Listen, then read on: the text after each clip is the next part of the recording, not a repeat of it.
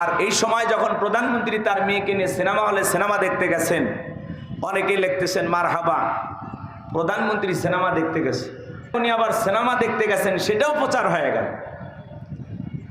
আর প্রধানমন্ত্রী গতকালকে তার মেয়েকে নিয়ে সিনেমা হলে সিনেমা দেখতে গেছে। যুবকেরা বলতেছে চলো এইবার আমরা চান্স পাইছি, সবাই সিনেমা দেখতে যায়। গতকালকে আপনারা দেখেছেন বাংলাদেশে নতুন করে অফিসের সময়সূচি ঘোষণা করা হয়েছে, ব্যাংকের সময়সূচি ঘোষণা করা হয়েছে। দোকানপাট ব্যবসা প্রতিষ্ঠান সকাল 9টা থেকে সন্ধ্যা 6টার মধ্যে বন্ধ, আবার সকাল 9টা থেকে ব্যাংকগুলো 3টা পর্যন্ত। আর এই জ্বালানি সংকটের কারণে বাংলাদেশে দেখতেছেন আপনারা প্রত্যেকটা তেলের পাম্পে মোটর সাইকেল নিয়ে যুবকেরা লাইন ধরে বসে আছে। এই জন্য বাংলাদেশে শিক্ষা মন্ত্রণালয় থেকে খুব দ্রুত সিদ্ধান্ত নিচ্ছেন, তারা হয়তোবা সপ্তাহে 3 দিন করে তারা অনলাইনে আবার ক্লাস চালু করতে পারে। তাহলে চিন্তা করেন, সারা পৃথিবীতে এখন অবস্থা আপনারা দেখতেছেন, যেই কারণে সেই প্রভাবটা বাংলাদেশে আস্তে আস্তে পড়তেছে। আগামী 2-1 মাস পরে বাংলাদেশে কি হবে আমরা জানি না। এই জন্য যুবকেরা হাহুতাশ করতেছে।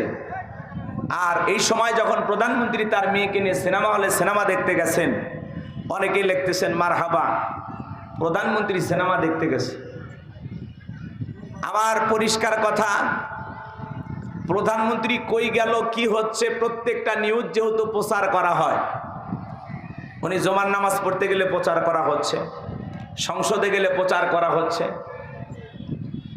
কোন জায়গায় গিয়ে কয়টা অফিস করতেছেন প্রচার করা হচ্ছে। তারই ধারাবাহিকতায় উনি আবার সিনেমা দেখতে গেছেন, সেটাও প্রচার হয়ে গেল। অনেকে বলতেছেন যে প্রধানমন্ত্রী এই সময় কেন গেলেন, দেশের জ্বালানি সংকট, মানুষের মনের অবস্থা খারাপ, তাহলে উনি কি আনন্দে আছেন এই ভেবে কি সিনেমা দেখতে গেছেন?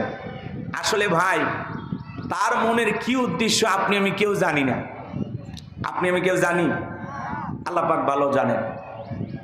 তবে মনে রাখবেন, বাংলাদেশের চলমান যে পরিবেশ পরিস্থিতি, আগামীতে আমাদের ভাগ্যে কি আছে আমরা কেউ জানি না। মালিকের কাছে দয়া করুন, দোয়া ভিক্ষা চান, আল্লাহর কাছে দয়া করুণা ভিক্ষা চান যে আল্লাহ, দেশের চলমান যে সংকট আমরা দেখতে পাচ্ছি, যে ভয়াবহ পরিস্থিতি আমাদের সামনে, সারের দাম বেশি, আর পেঁয়াজ বিক্রি করতেছে, 1 বস্তা পেঁয়াজ 170 টাকা, 80 টাকা। কৃষক কান্নাকাটি করতেছে, আলুর দাম নাই, কান্নাকাটি করতেছে। কথা বোঝেন নাই মনে হয়। সারের দাম বেশি কিন্তু আলুর দাম কম, পেঁয়াজের দাম কম। আবার বাংলাদেশের ইতিহাসে যে অবস্থায় আমরা প্রত্যেকটা পাম্পে, আমি আসার সময় দেখলাম তেলের পাম্পে, প্রত্যেকটা পাম্পে সিরিয়াল, যুবকেরা অনেক কষ্ট করতেছে। এই জন্য মানুষ হাহুতাশ করতেছে। প্রধানমন্ত্রীকে আমরা বলতে চাই যে এই দেশের চলমান যে সংকট, এটার মোকাবেলা করার জন্য মানুষের কি উদ্যোগ গ্রহণ করা দরকার, আপনি দায়িত্বশীল হিসাবে আপনার কি উদ্যোগ গ্রহণ করা, এটা জাতি আপনাদের কাছে দেখতে চায়। কথা বলেন ঠিক কিনা? কথা বোঝেন নাই মনে হয়। এই জন্য দেশের মানুষের দুঃখ দুর্দশা নিয়ে আপনাদের এখন চিন্তা করা উচিত। এই সময় আপনারা সিনেমা দেখে সময় কাটাবেন, এটাই জাতির মানুষ আশা করে না। কথা বলেন ঠিক কিনা? জ্বালানি সংকট যদি হয় বাংলাদেশে, তাহলে সব সিনেমা হল বন্ধ করা দরকার। কথা বলেন ঠিক কিনা? তাহলে জ্বালানি সংকট কিছুটা কমে যাবে। প্রত্যেকটা অফিস আদালত নির্দিষ্ট সময় যেখানে সেখানে অতিরিক্ত বিদ্যুতের সমস্যা হতে পারে, বাতিগুলো যত দ্রুত নিভানো যায়, রাস্তাঘাটে, দোকানপাটে, মিল, ইন্ডাস্ট্রি, বিভিন্ন জায়গায় অপচয় বিদ্যুতের বাতিগুলো জ্বলতেছে। কথা বোঝেন নাই? তো এই জন্য এই দেশে বর্তমান যে পরিবেশ পরিস্থিতি আমরা দেখতে পাচ্ছি, আল্লাহর কাছে আমরা দয়া ভিক্ষা চাই।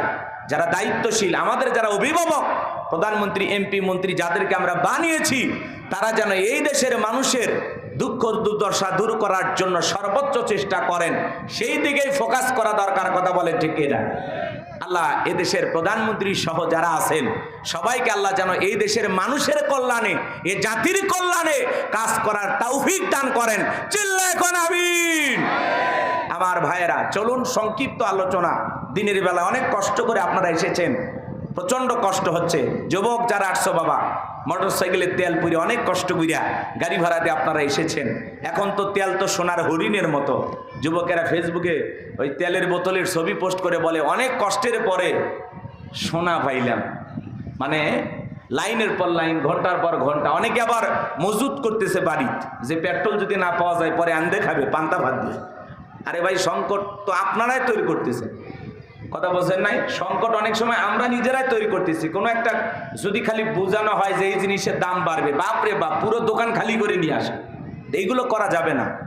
যতটুকু তেল আছে আলহামদুলিল্লাহ ওইটা নিয়ে চলেন। বাড়িতে লিটারকে লিটার মজুত করার দরকার নাই। কথা কি বুঝতে পারতেছেন? তো এই জন্য আমরা যার যতটুকু প্রয়োজন ততটুকু নিয়ে চলার চেষ্টা করবেন, তাহলে দেশ স্বাভাবিক থাকবে ইনশাল্লাহ। আমরা অস্থিরতা দেখাবো না, হাউতাস করবো না। এক সময় আমাদের বাপদাদা পূর্বপুরুষেরা হেঁটে চলেনি, ঘন্টার পর ঘন্টা তারা হেঁটে হেঁটে রাস্তা চলেছে। যদি এই পুরো পৃথিবীতে যে সংকট তৈরি হয়েছে এটার কারণে যদি হয় 2-4 মাস আমরা হেঁটে চলবো, সমস্যা আছে? আমরা মাছে ভাতে বাঙালি, আমরা পরিশ্রম করতে ভালোবাসি, কথা বলেন ঠিক না?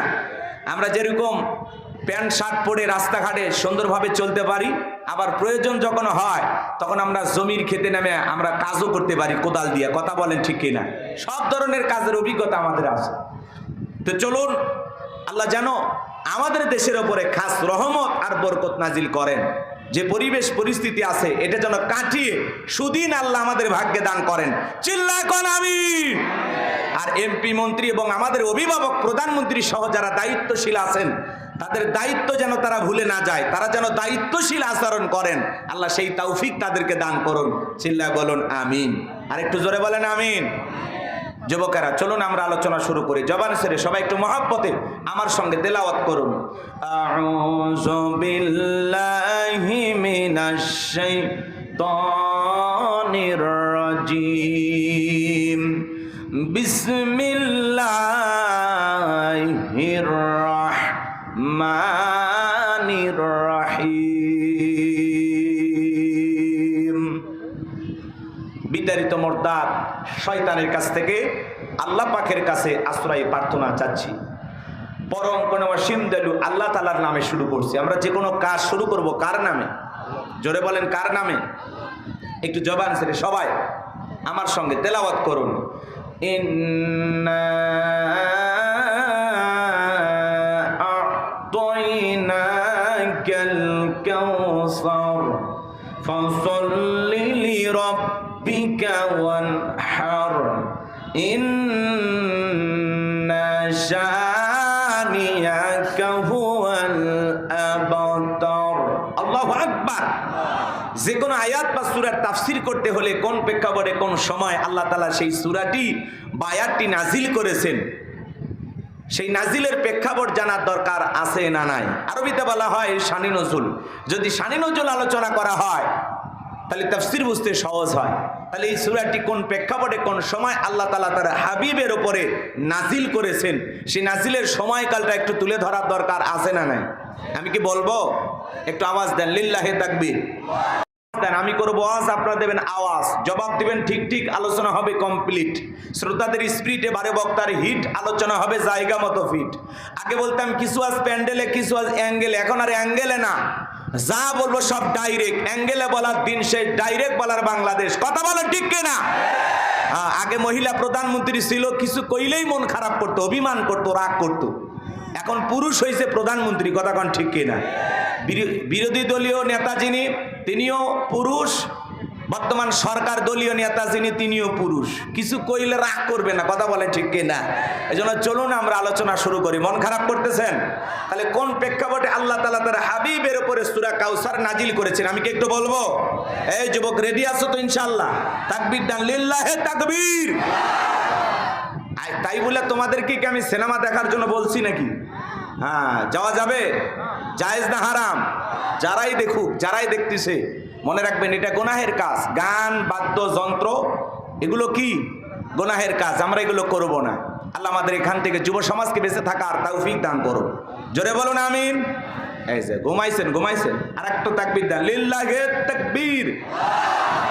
সম্মানিত ভাইয়েরা আমার, বিশ্বনবীর প্রিয় সাহাবী হযরতে আনাস রাদিয়াল্লাহু তাআলা আনহু বলেন, নবীজি কাবার হাতিমে হেলান দিয়া বসাম, আমি তাকায় দেখি নবীজির মনটা ভীষণ খারাপ, মুখটা মলিন, চোখের কোনা দিয়া অশ্রু ঝরতেছে।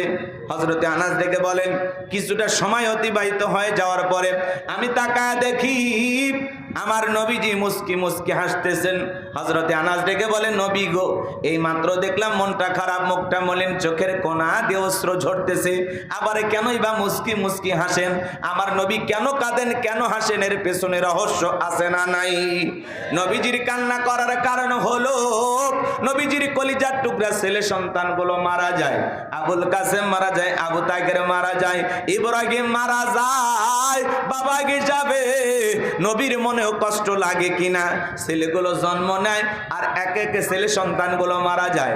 নবীজির কাছের চাচা নাম হলো আবুল আহাব, ডেকে বলে, ভাতিজা, তোমার বংশে বাতি জ্বালানোর কেউ থাকলো না, তুমি একটা লেজ কাটা, তুমি একটা নির্বংশ, তুমি একটা হাত করে জোরে কন্যা ওজবিল্লাহ। যদিও রসুলের চারটি কন্যা সন্তান জীবিত ছিল, কিন্তু ছেলেগুলো জন্ম নেয় আর এক এক ছেলে সন্তানগুলো মারা যায়। আর নবীজির কাছের চাচা হইয়া সম আলোচনা করে। আপনারাই বলুন বাজান, এই পৃথিবীর জমিনে আল্লাহ না করুক আপনার আমার সন্তান যদি মারা যায়, কাছের আত্মীয় স্বজনদের উচিত বিপদের দিনে সান্ত্বনা দেওয়া। বাবা তুমি সবর করো, ধৈর্য ধারণ করো, জীবন মৃত্যুর মালিক আল্লাহ, আল্লাহ সন্তান দিয়েছেন, আল্লাহ নিয়েছেন, মন খারাপ করো না। আল্লাহ যদি চাই বছর না ঘুরতে আবারও তোমাদের ঘর আলোকিত করে সন্তান দিতে পারেন তিনি কে? কাছের মানুষদের উচিত বিপদের দিনে সান্ত্বনা দেওয়া। কিন্তু নবীর চাচা আবুল আহাব এতটাই খারাপ, আবু জেহেলের চাইতে আবুল আহাব বেশি খারাপ।